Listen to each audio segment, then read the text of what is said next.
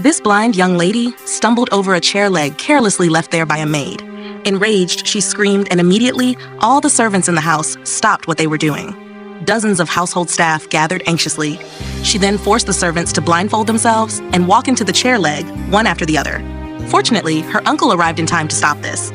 After explaining the whole situation to him, she stood up and demanded to know who had left the chair in front of the bathroom. Faced with their furiously domineering mistress, everyone fell silent. Silence? Fine, you're all fired. This girl's name is ANGELL.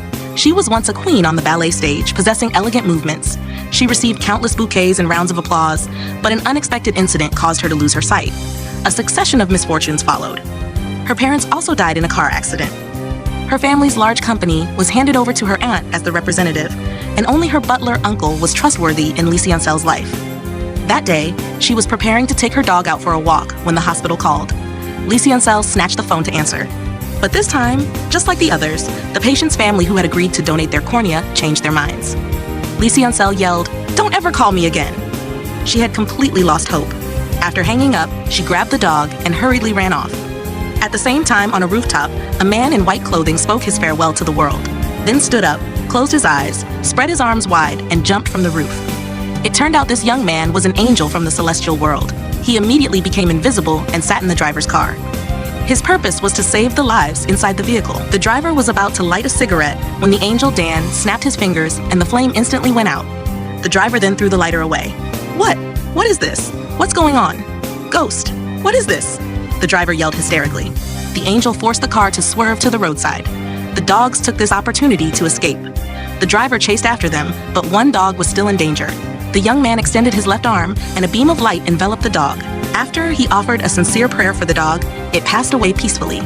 Having finished all this, he simply snapped his fingers and was sitting on a long bench. Now he just needed to complete his final mission before he could return to his world.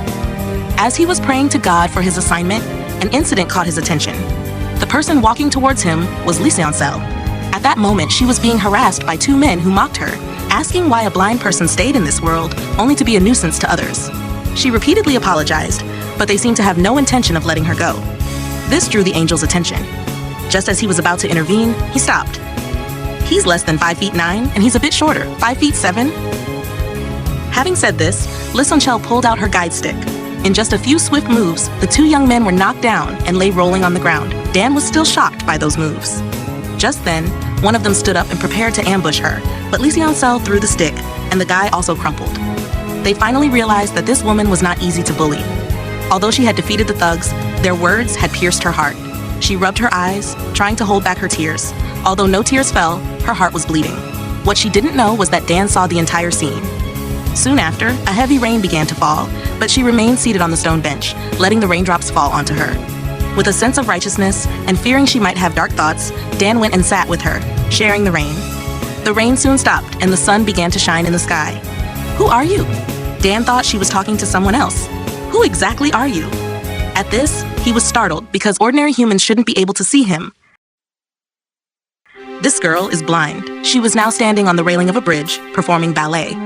Passers-by gathered around her. A kind person told her to quickly get down, but the girl seemed not to hear anything. She continued her exquisite dance. Suddenly, an intense spin caused her to almost fall into the river. "What should I do?" She looked up at the sky, calling out her parents' names. "Will I never be able to see again for the rest of my life?" Then she stood on her toes and leapt up. The result is known to everyone. If I can't dance anymore, what meaning does this life have? ANGELL recalled her painful memories. She blamed God, asking why he treated her this way.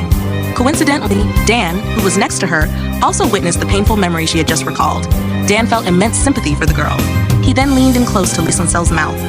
This must be the legendary angel's kiss. Afterward, he sat with ANGELL on the bench. But unexpectedly, ANGELL, a normal human, could sense the angel's presence. This was something other ordinary humans couldn't do. This truly shocked Dan. Seeing the person next to her not paying attention, Jonso angrily stood up. "Don't think that just because I can't see, I don't know there's someone here. Although my eyes can't see, my sixth sense is very good. Oops, I'm doomed." Just as he thought Jonso couldn't hear his voice. The next moment, "Are you a man?" Dan was speechless with shock. A normal person could hear him talking? He couldn't believe it was true. Jonso ordered him to leave quickly, or else she would hit him if he became annoying later. Dan listened, but didn't comply, instead explaining to her. This bench here belongs to all the gods who created this world. Angels are real, but those gods are nothing but jerks. Dan heard this and muttered a curse. Just as he was about to argue with Jeonso, she said, "If there truly are gods, then why don't they hear my prayers? Even if it was just to let my parents live one more day, they wouldn't listen." Unexpectedly, Dan then mentioned her jumping off the bridge. Jeonso froze for 5 seconds, then grabbed Dan and asked him who sent him. "Why do you know so much about my life?" Just then, the butler's voice rang out. Dan took the opportunity to pull his hand away from Jeonso. Jeonso loudly called for the butler to catch the man next to her immediately. "Where? Where?" "Over here. He ran away. Quickly, catch him." But how could the butler see an angel? Jeonso then said he was just sitting next to her, and she tried to find him with her hands, unexpectedly feeling a handkerchief. This was the handkerchief that Dan had dropped. But Jeonso didn't know that without this handkerchief, Dan would not be able to return to the celestial world. By evening, Dan was wondering why humans could see him. So he put out his hand to hail a cab, but the car just rushed past. Suddenly, a street lamp blew out, and the car in front of him also stopped. He saw a woman get out of the car. It turned out the woman had hit and killed a stray cat. Dan sighed, and then the woman got back into the car and drove away. Dan walked step by step to the cat that had been hit and sat down. "It's still alive?" Seeing that there was no one around, he took the cat to the celestial world's chapel in the human realm.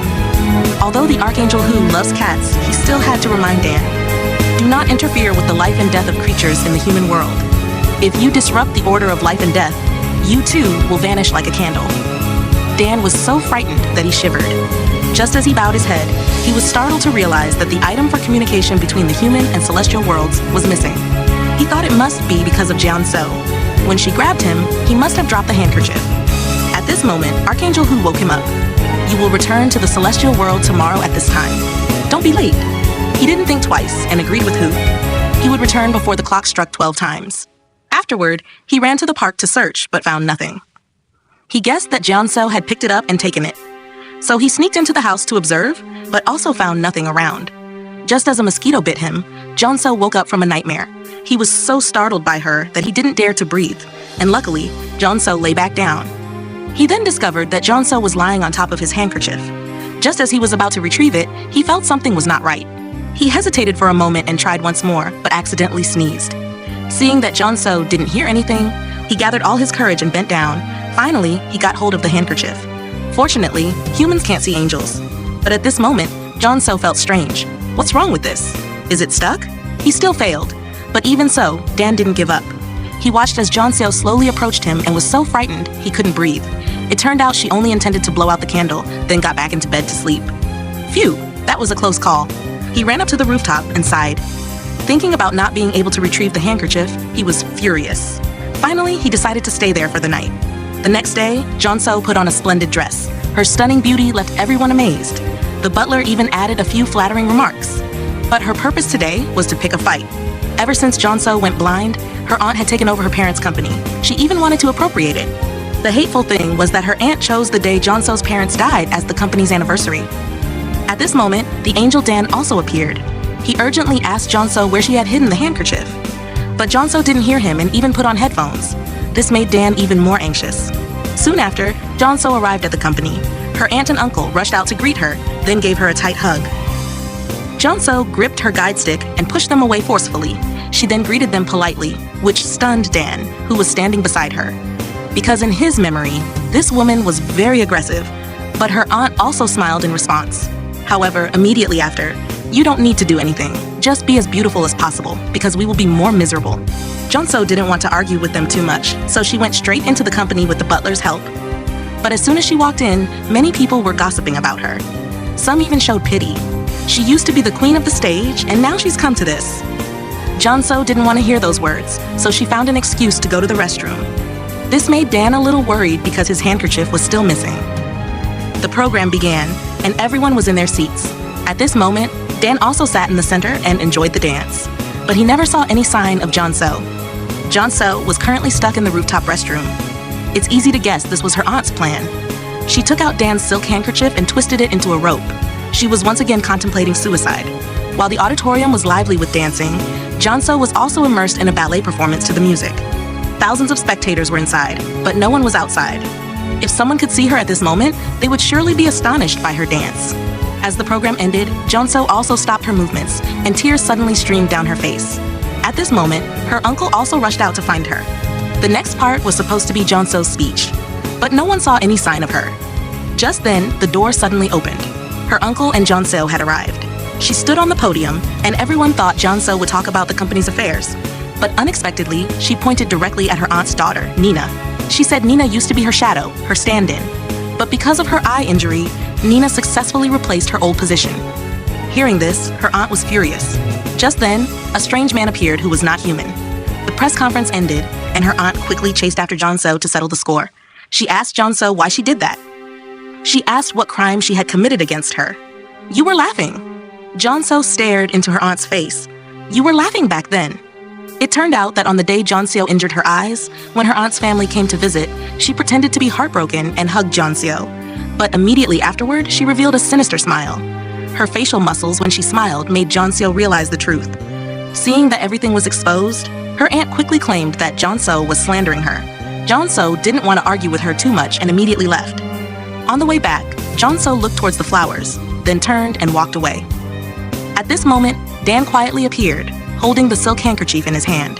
It turned out that while Jeonso was dancing, Dan had taken the handkerchief. At the same time, he was also captivated by Jeonso's magnificent dance. In the evening, as Jeonso and her uncle were on their way home, the car suddenly broke down, which made Jeonso a little scared. It was then that her uncle remembered that when he went to look for Jeonso at the company, he had seen a strange man getting out of their car. He didn't pay attention then, but now that he thought about it, that person must have tampered with the car. But it was too late now. The car had completely lost control, even flipping over and falling near a cliff.